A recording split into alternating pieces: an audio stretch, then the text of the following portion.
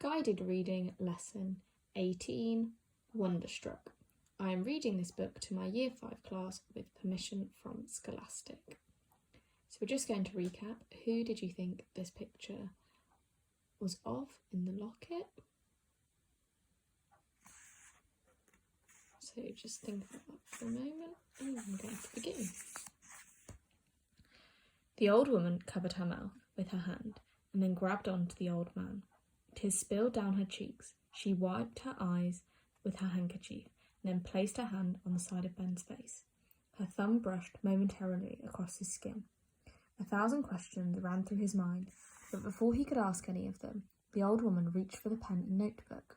Ben watched her trembling hand as it held the pen over the paper before she began to write. She then turned the pad so he could read what she had written. Ben.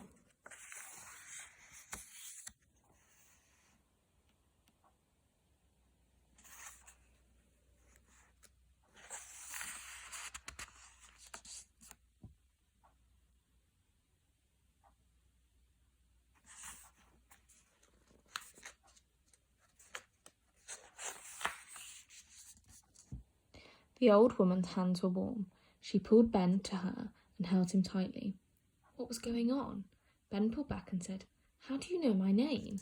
The old woman seemed to be able to read his lips, but the old man also translated Ben's words into signs. The woman took the pen, pointed to herself and wrote, "Rose." She pointed the pen towards the old man. "My brother Walter?" Ben asked again. "How do you know my name? Do you know my father?"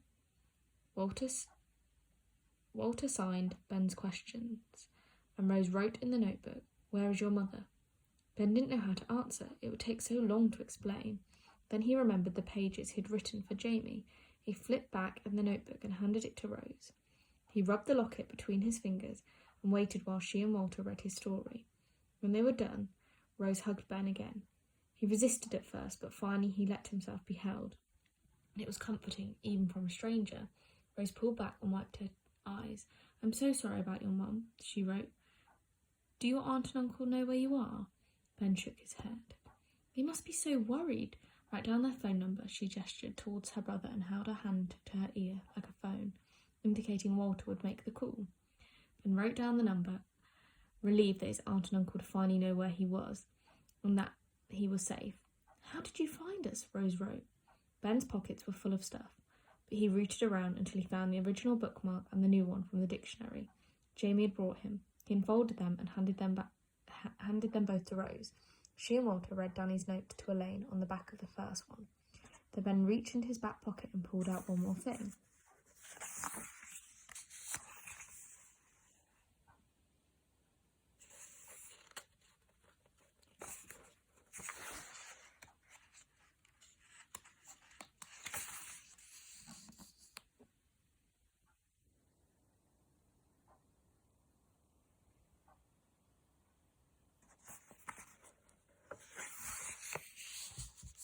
The old woman touched the book. Ben said again, "Please tell me how you know my name."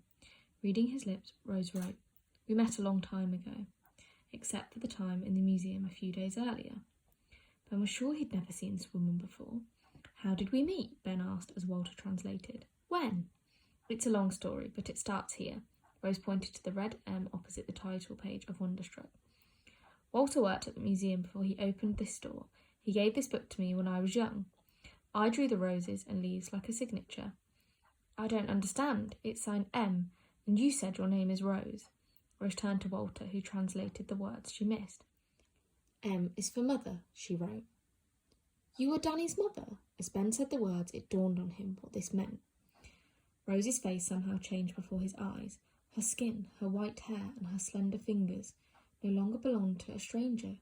He wrote, "You're my grandmother." Rose wiped the tears from her eyes and smiled. Ben hugged her again. He felt the soft fabric of her blouse and her ribs moving as she breathed. After a few moments, he pulled away and asked, "Where is he? I came all the way from Minnesota to find him." Walter translated, but the old woman seemed lost in thought. "What do you know about him?" she finally wrote. Ben spoke in a rush, but Walter kept up with him. "I don't know anything about him. My mum never talked about him after she died. I found Wonderstruck and the note on her bookmark." That's how I learned his name was Daniel and that he lived in New York, Ben explained, about going to his apartment and ending up at the museum and finding the wolf diorama and the files. I read a letter he wrote to my mum, so I knew that he used to work in the museum and that he made the diorama and that they must have met when he came to Minnesota to do research. That's all I know. When Walter finished signing for Rose, she signed back and she nodded and wrote, I will answer all your questions, Ben, as best I can, but first, tell me if you've eaten. Ben shook his head. He'd almost forgotten how hungry he was. Walter went into the back and returned with a sandwich and a cup of orange juice, as well as a plate full of pretzels, which Ben ate quickly. After Walter had taken the Back to the office, he and Rose signed something and then she wrote, I want to answer your questions, but I can't do it here. We have to take a subway ride. It's a long trip. Are you up for it? Yes, Ben said. But why can't you tell me here? Rose read his lips and squeezed his shoulders. Her face looked sad and complicated.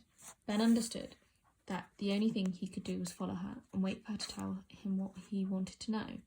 Are you ready? Ben rubbed the smooth silver locket around his neck and nodded. He was ready.